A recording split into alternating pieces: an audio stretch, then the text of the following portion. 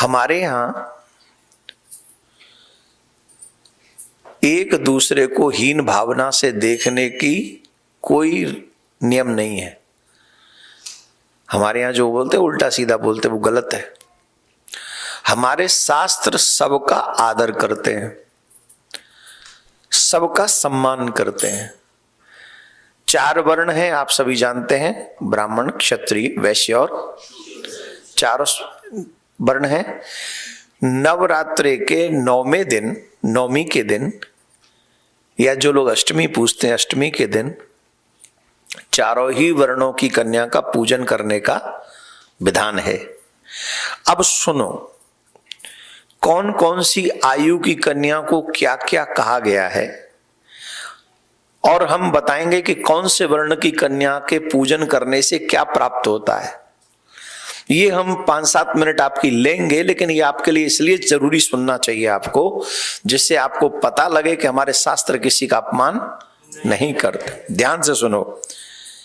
1 वर्षा संध्या, 1 वर्षा जो 1 वर्ष की है वो संध्या देवी, 2 वर्षा तु सरस्वती, 3 वर्षा त्रिधा प्रोक्ता, 4 वर्षा तु कालिका, 5 वर्षा तु रोहिण्या, 6 वर्षा चंद्रिका स्मृता, 7 वर्षा चांडिका प्रोक्ता, 8 वर्षा तु सांभवी, 9 वर्षा तु दुर्गा स्याता, 10 वर्षा सुभद्रिका। जो 1 वर्ष की कन्या है वो संध्या, उसका पूजन करने पर दीर्घ आयु और शांति की प्राप्ति होती है, जो 1 वर्ष की कन्या होती है। 2 वर्ष की जो कन्या होती है वो सरस्वती है, उससे धन की प्राप्ति होती है और ज्ञान की प्राप्ति होती है, जो 2 वर्ष की कन्या का पूजन करते हैं। जो 3 वर्ष की कन्या का पूजन करते हैं वो त्रिधा, रोगों का निवारण करती है। उसके जो लोग 3 वर्ष की कन्या का पूजन करेंगे उनके घरों में रोग प्रवेश नहीं करेंगे, जो आजकल की सबसे बड़ी आवश्यकता है। हर एक घर में, और यहाँ बोल भी नहीं सकते हैं, डॉक्टर ही डॉक्टर बैठे हैं। डॉक्टरों पे पैसा ना हो तो मंदिर नहीं बने फिर,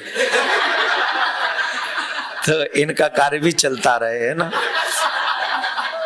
पर 3 वर्ष की कन्या को त्रिधा कहा गया है और उसका पूजन करने वाले को रोग से निवृत्ति मिलती है।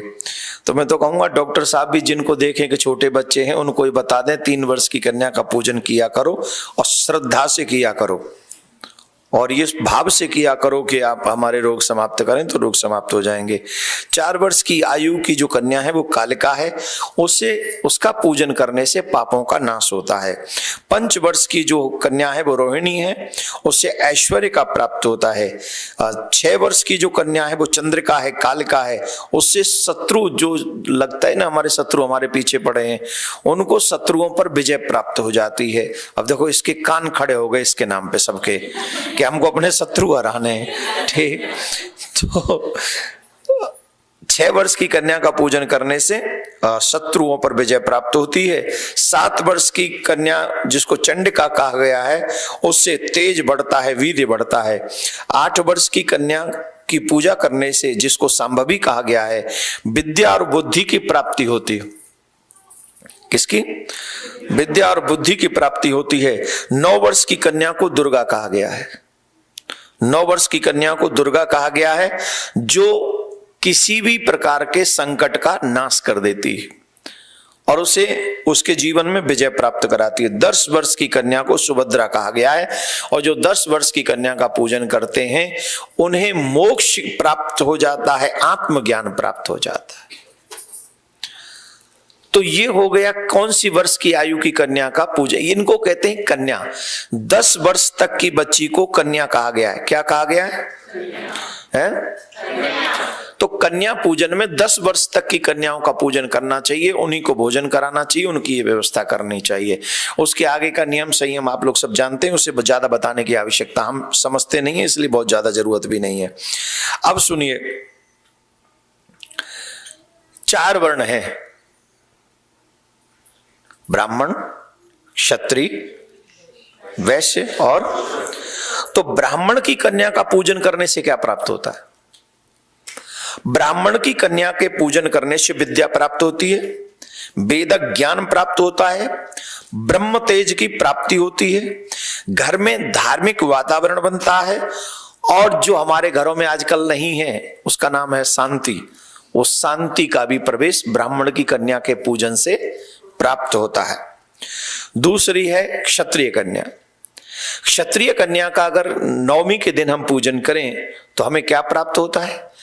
देखिए, हम अभी जो शत्रुओं की चर्चा हो रही थी उसी को ध्यान से सुने। क्षत्रिय कन्या का पूजन करने से साहस, पराक्रम और शत्रुओं पर विजय प्राप्त होती है। युद्ध में जाने वाले व्यक्ति की कभी भी हार नहीं होती जो क्षत्रिय कन्याओं का पूजन करता है।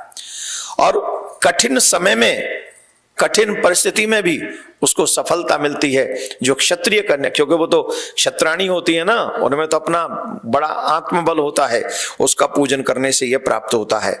तीसरी है वैश्य कन्या।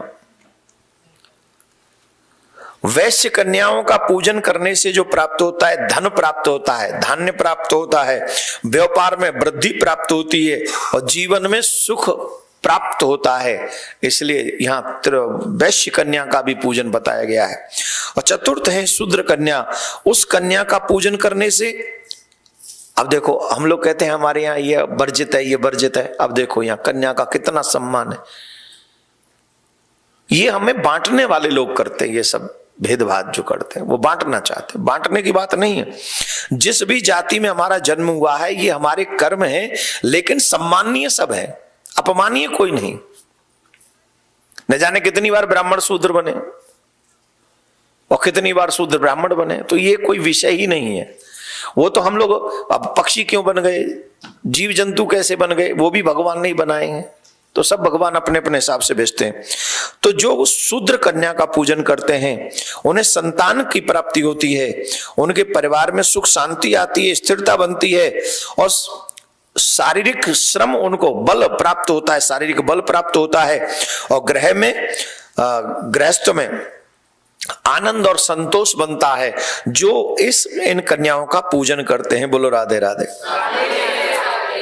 तो ये बातें हमने इसलिए बताई हैं कि नवरात्रों के प्रारंभ से पहले, नवरात्र तो हो चुके हैं, लेकिन कन्या पूजन में अगर इस भाव से आप पूजन करेंगे तो हमको लगता है आपका जो भाव है वो और भी सुंदर होगा और उससे माँ भगवती प्रसन्न होंगी। तो चारों वर्णों की कन्याओं का पूजन कर सकते हैं और एज वाइज भी हमने बता दिया है कि इस एज की कन्या का पूजन करेंगे तो आपके घर में ये प्राप्ति होगी। तो आपको लगता हो कि जिस चीज की आप में कमी है वो प्रोग्राम बना लीजिए आप अपने हिसाब से। माता रानी आपके ऊपर कृपा करें। जय माता दी। जोर से बोलो। हाँ जी, प्रसन्न रहो। हर घर में गूंजे सनातन की आवाज। वीडियो को लाइक करें, शेयर करें और चैनल को सब्सक्राइब करना ना भूलें।